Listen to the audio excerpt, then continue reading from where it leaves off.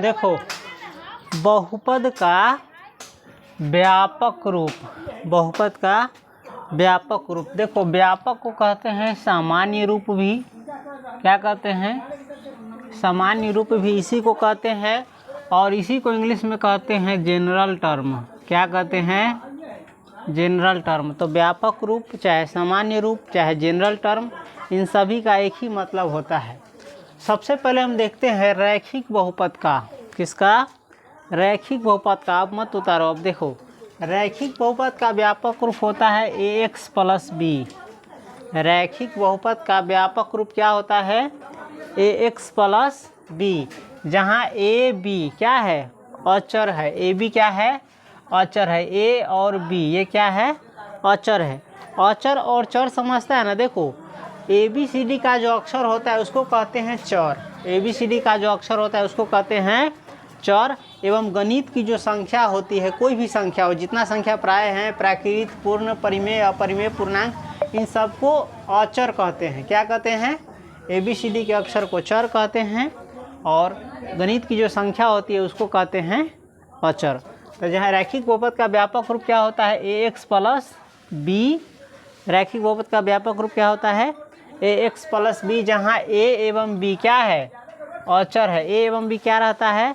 अचर रहता है, एवं a जीरो नहीं होता है। जैसे देखो एगो रैखिक बहुपद का एग्जाम्पल दिए हुए हैं 2x प्लस 5। 2x प्लस 5 यहाँ पर दे सकता है 2 और 5, ये दोनों क्या है? अचर है। क्या है? अचर है। गणित की कोई संख्या है, और ये x जो है ये क्या है? चर है। और हम कहे थे कि a जीरो नहीं है।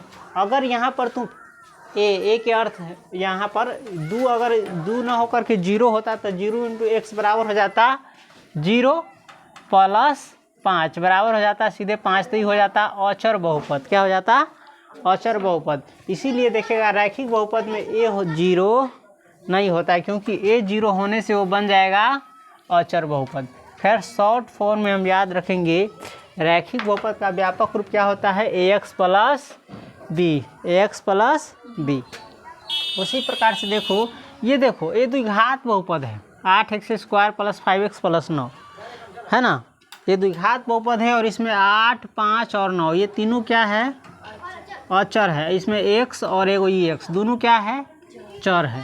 खैर हम इसमें आ जाते हैं। देखो द्विघात बहुपद का व्यापक रूप, द्विघात बहुपद का व्यापक रूप क्या होता है? ax square plus bx plus c। कोई भी द्विघात बहुपद होगा वो इसी रूप का होगा, ax square plus bx plus c, जहाँ पर a b और c ये क्या रहेगा? अचर रहेगा। कोई संख्या रहेगा। समझ गया है ना? a b c क्या रहेगा? अचर रहेगा, एवं a जीरो नहीं रहेगा। कहा कि a जीरो होगा, जीरो जब ये देगा तो 0 इंटू एक्स स्क्वायर बराबर 0 हो जाएगा, बच जाएगा ये, तो ये हो जाएगा रैखिक बहुपद, यानी ये वो घात वाला बहुपद, इसीलिए a बराबर 0 नहीं होगा। इसी प्रकार से देखो त्रिघात बहुपद, देखो एग्जाम्पल देख लो, इसमें 6, 7, 5 और -9 ये तीनों, ये चारों क्या है? अचर है। अचर यानी कोई भी संख्या, और ये जो देख रहा है ये तीनों चर है। तो त्रिघात बहुपद का व्यापक रूप क्या होता है? ax cube plus bx square plus cx plus d। त्रिघात बहुपद का व्यापक रूप क्या होता है? ax square plus bx, ax cube plus bx square plus cx plus d। समझ गया? जहाँ a b c d ये क्या है? a b c d क्या रहता है? अचर रहता है। कोई ना कोई संख्या रहेगा। जैसे देख सकता है ना, a के जगह पर, b के जगह पर, c के जगह पर, d के जगह पर क्या है? कोई ना कोई संख्या। एवं a बराबर नहीं है 0, ये 0 नहीं होता है। x क्यूब का गुणांक 0 नहीं होता है, क्योंकि जब भी ये 0 होगा तो ये सब 0 बन जाएगा, तब बच जाएगा द्विघात बहुपद, है ना। इसीलिए त्रिघात बहुपद में a 0 नहीं होगा। फिर इसको नोट करो, ये ज़्यादा इम्पोर्टेंट नहीं है, फिर भी जहाँ ज़रूरी होगा उसको हम समझा देंगे। नोट करो इसको।